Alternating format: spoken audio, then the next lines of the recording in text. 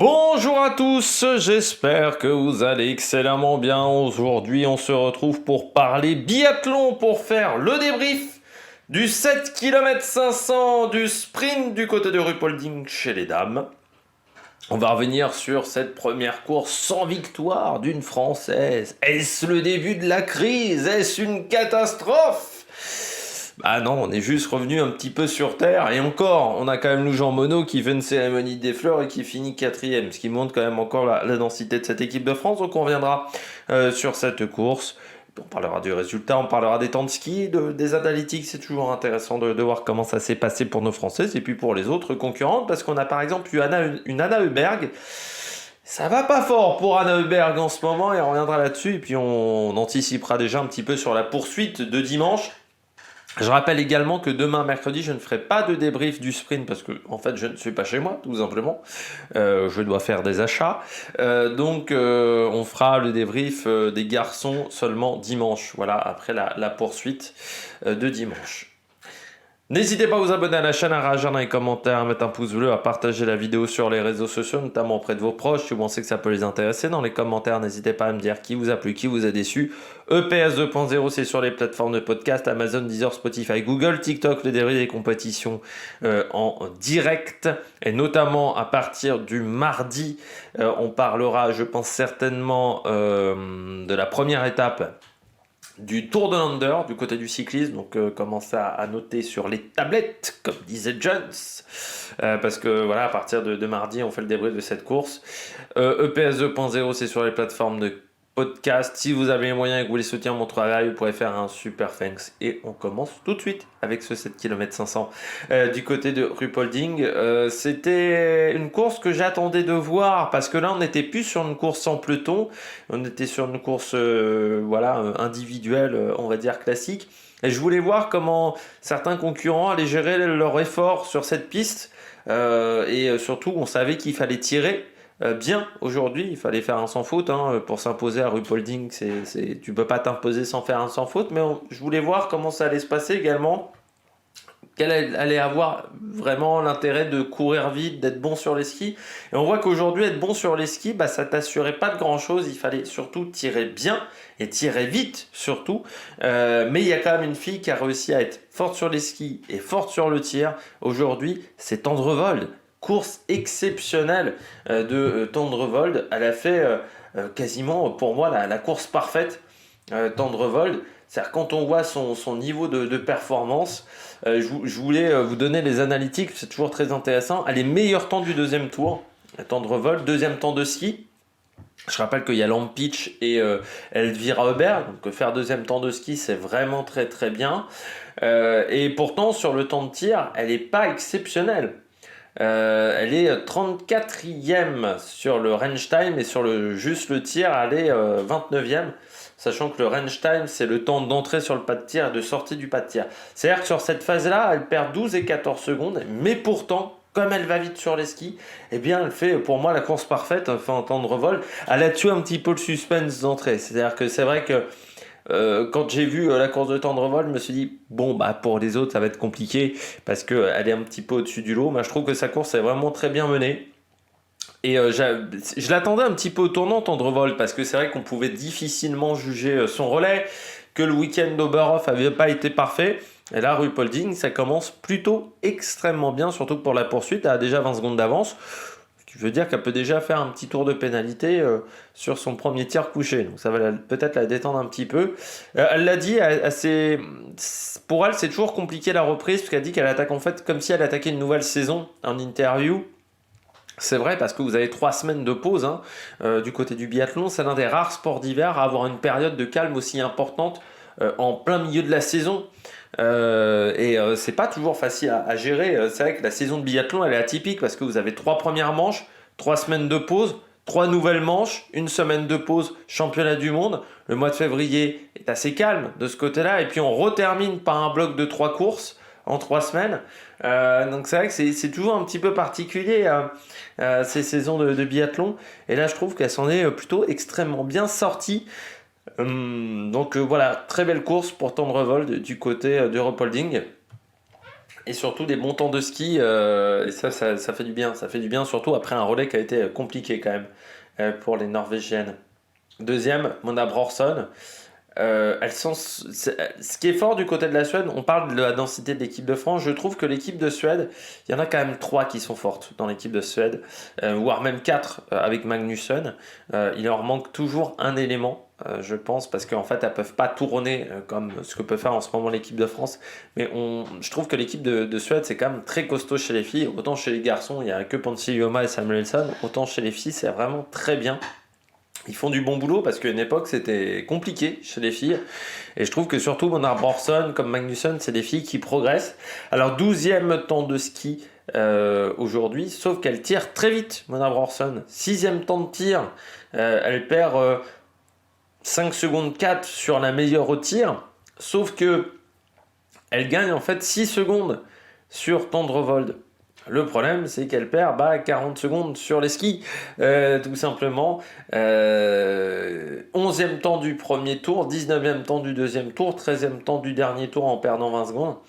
C'est sûr qu'au bout d'un moment, ça a commencé un peu à être compliqué, mais encore un sans faute. Et puis une belle deuxième place devant Vitozzi.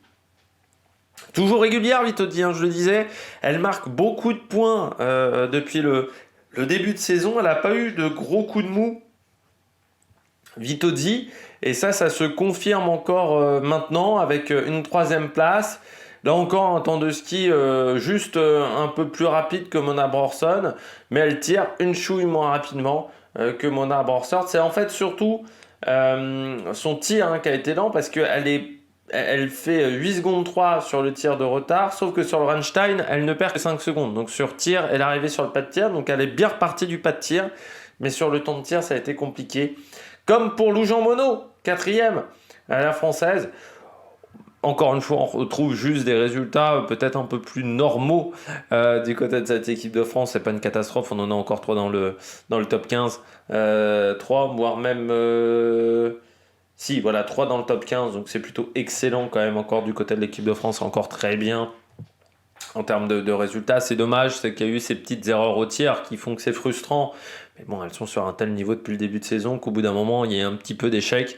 C'est tout à fait normal. Et Lou Jean Monod, temps de ski mieux que d'habitude, enfin mieux que les dernières courses, où c'est vrai que c'était plutôt là où ça pêchait.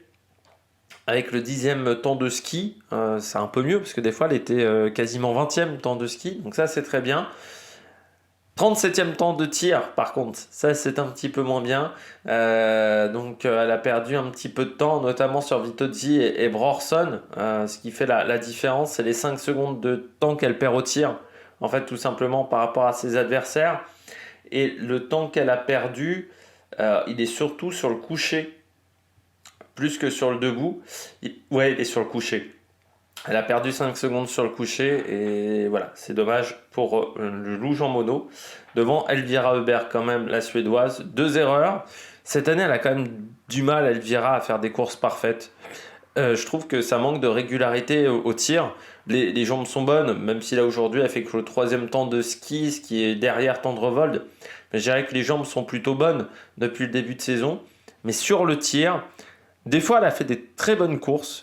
Et des fois, quelques fois, elle a fait des très bonnes courses, mais en général, il y a quand même toujours ces petites erreurs qui traînent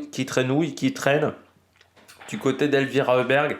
Et ça, c'est dommageable du côté de la Suédoise parce que ça te fait perdre du temps et voilà, ça te fait faire des tours de pénalité. Aujourd'hui, elle était capable, avec un sans faute, de jouer avec Tendrevold. Et là, sans le sans faute, elle n'est pas en capacité de jouer avec Tendrevold, tout simplement. Et puis, Janina Itic, qui elle prend la 6e place, l'allemande, également avec un sans faute. On continue du côté du classement avec désormais Lynn Persson 7e, sans faute également. Un temps de ski un peu décevant pour Lynn Persson, mais bon, toujours un peu compliqué sur les skis Lynn Persson. Elle perd 1 minute quand même sur un sprint. Enfin, 56 secondes, c'est quand même un peu beaucoup. Sharvatova, une seule erreur. Elle est capable. Sharvatova, son problème, c'est vraiment le tir. Et surtout, sa gestion mentale du tir. C'est une fille qui peut être vraiment dépassée par ses émotions, notamment sur le debout. Là, tu vois que c'est quand même mieux. Alors, Ce qui aurait été mieux, c'est d'avoir un coucher réussi et enfin un coucher avec une faute et un debout à 5-5. Bon, là, il y a encore une petite erreur sur le debout, mais tu vois que cette fille-là, sur les skis, elle est capable d'être dans le top 10 sur chaque course, donc c'est pas mal. Preuss, 2 fautes. Ouais. Ouais, c'est dommage, son debout. Elle passe à côté. Je pense elle se sentait bien sur les skis. Elle a dû se dire, ah bah je suis bien sur les skis. Allez, si j'aligne les 5, ça va être réussi. Mais ça lui coûte très cher à Preuss. Parce qu'elle pouvait faire vraiment une sacrée course. Ça a été 3 ou 4 je crois, sur à l'entrée du pas de tir au niveau du classement. Donc ça, c'était bien. Puis après, bon, elle craque. Comme Julia Simon, là aussi, c'est frustrant.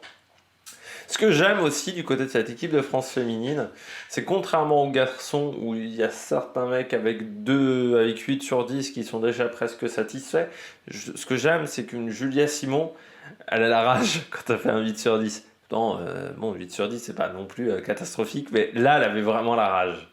Et c'est là où on voit aussi un côté un peu combattante de Julia Simon.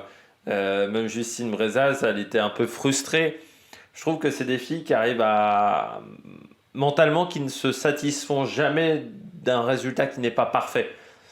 Et je trouve qu'il y a certains garçons qui, avec un 8 sur 10, bon, ils se disent oh bah c'est déjà pas si mal. Un Julia Simon comme une Justine Brezaz, c'est des filles qui vont au taquet quoi, en termes de résultats. Et ouais, bah, un bon 8 sur 10 quand même, parce que sur le temps de ski, il n'y a que Preuss qui fait mieux. Mais bon, c'est la déception au niveau du tir. Anne Clive 11, bah, encore un peu moins bien sur les skis, hein, Anne Clive, même si là la course, j'ai envie de dire, il y a un 9 sur 10. En début de saison, avec un 9 sur 10, elle a été capable de faire une chouille mieux. C'est pas le meilleur temps en 9 sur 10, par exemple, quand on voit. Enfin, si, ça devient le meilleur temps en 9 sur 10. Non, Charbatova qui est mieux même. Donc, c'est pas exceptionnel. Justine, 12e. Je pense que sur les skis, c'était. Alors, elle disait qu'elle était très bien sur les skis. Je voulais voir son temps. Ouais, elle est 4e, donc c'est pas si exceptionnel que ça pour du Justine Brezaz.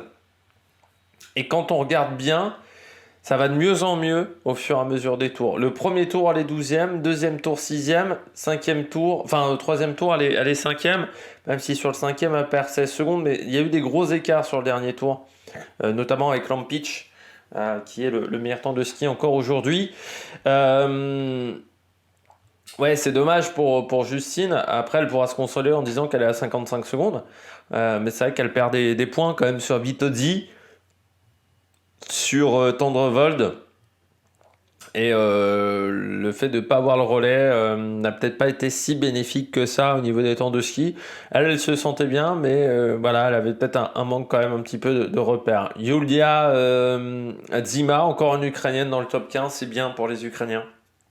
Parce qu'il y a eu des années un petit peu compliquées et là ça commence à revenir, on sent que le travail paye. Et puis on a Amaria Lampic, 14e.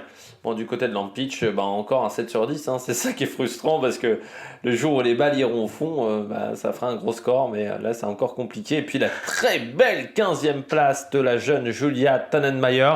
On parle de la France au niveau de la jeunesse avec Océane Michelon, avec Jeanne Richard. Faudrait pas négliger ce qu'arrive à faire l'Allemagne en ce moment avec Célina Grossian et également Tannenmayer. Aujourd'hui, 19 ans, première Coupe du Monde. Costaud quand même, hein, 15e. Ouais, non, impressionnant devant Sarah Anderson, devant les Nike Gross, devant Emisa Bazerga. Vobornikova également 19e. Et puis Jeanne Richard, 20e aujourd'hui, c'est bien pour Jeanne. Un 9 sur 10. Elle confirme quand même, hein, parce qu'elle rate très peu de balles jusqu'à maintenant, Jeanne Richard. En plus, elle sait qu'elle a fait une erreur sur le coucher. Voilà, elle rate la dernière. Donc après, elle rate pas la dernière parce qu'elle a voulu repartir trop vite du pas de tir. Toutes ses balles étaient vraiment à droite. Et il y en a 2 qui passent vraiment cordon. Et je pense qu'elle n'a pas voulu cliquer, mais elle était vraiment limite d'être obligée de mettre un petit coup de clic au niveau du tir. Devant Gislova Magnusson et Knoten, 25. Encore 2 fautes sur le coucher. Du côté de Knoten. Anna Heuberg, comme je disais, Anna Heuberg, je voulais voir son temps de ski, Anna Heuberg, parce que donc elle fait un 7 sur 10. Alors que Naughton, elle fait 18e temps de ski, Anna Heuberg est 5e temps de ski, donc non, elle est dans les temps de Justine Brezaz. Donc ouais, non, il y a autre chose qui ne va pas. Devant Lisa Tarozauser et Kerkai 2, 36e temps de ski, donc il va falloir progresser de ce côté-là pour Kerkai 2, qui est 29e, Eita Gasparin 30, Michela Carrara, 8 sur 10. Pas mal à 1 minute 30. On voit quand même que le top 30, il fallait être à 1,26. Hein. C'est vraiment très dense pour un top 30. Et donc, on a Lotelli 34. On a Vanessa Voigt 36. Océane Michelon 38. Devant Sophie Chauveau pour Océane à 1,45. C'est une course intéressante sur le départ. C'est dommage, ces 2 tirs couchés ratés. Elle avait du mal un petit peu à l'expliquer, ces 2 tirs couchés. Sur le debout, il est très réussi. Donc, en plus, elle tire vite hein, sur le debout. Parce qu'elle tire 14e temps à 4 secondes 3. Le premier tir, elle met beaucoup de temps, parce qu'elle est 87e. Et en plus, elle en rate 2. Donc, c'est double peine. Et derrière, sur les skis, elle était à 1,05. Donc elle est devant Kerkai 2, par exemple, au temps de ski. Devant Carrara. Non, juste derrière Carrara. Mais elle est devant Kerkai 2. Donc par exemple, ça c'est pas mal. Et puis pas très loin de Sophia Schneider, par exemple, aussi. Même devant Sophia Schneider qui est 39. Donc ça c'est plutôt pas mal. Et du côté de Sophie Chauveau, qui finit 42e. Assez dommage les 3 tirs ratés, hein. Encore une fois sur le debout. Le debout, ça reste compliqué. Le temps de ski aussi qui était pas dingue pour Sophie Chauveau, parce que seulement 15e sur le temps de ski. Donc derrière Noujean Monod, elle est capable de skier plus vite. Mais c'est sur le dernier tour, hein, surtout qu'elle lâche. 34 secondes sur le dernier tour parce qu'elle était 16e après le premier tour, 10e après le deuxième et 34e du dernier. Mais voilà, sur les temps de ski, c'était pas parfait du tout. On poursuit avec ce classement. On a Stremous 43, Klemensic devant Davidova. Ça va vraiment pas pour Davidova, encore un 8 sur 10. Et puis le temps de ski, hein, 55-6 de perdu avec 2 tours de pénalité, c'est énorme. Kebinger, 2 fautes d'entrée, ça la met en difficulté. Skogan, 7 sur 10, ça va pas la remettre en confiance après un relais qui a été compliqué. Devant Komola. Et pour rentrer dans les 60, eh bien, il va aller faire 22 minutes 0,66. Donc Oren Thaler ne rentre pas dans ce top 10. Marc, la Groenlandaise, pardon. Pas la Groenlandaise, c'est un autre territoire. Finit 66e avec un sans faute. Anna Youpe, 5 sur 10. Compliqué pour la poursuite. Hein. Là, c'est trop. Beaucoup trop. Puis je redescends, mais sinon, on n'est pas... Il y a les Américaines. Les Américaines, autant elles s'en sortent en relais, autant en individuel, c'est compliqué. Hein. Chloé Levins, 8 sur 10. 6 sur 10 pour Dickinson. Garceau, 93e. Je sais, Passler, elle n'avait pas pris le départ. Je sais plus, elle est la 3e américaine. Je vais peut-être pas la retrouver hein, au niveau des drapeaux. Et Deidra Ervin, elle prend la 26e place. C'est plutôt pas mal, mais du côté. Nadia Moser également pour le Canada, hein, sans faute 23. Donc des filles qui avaient déjà fait un bon relais hier.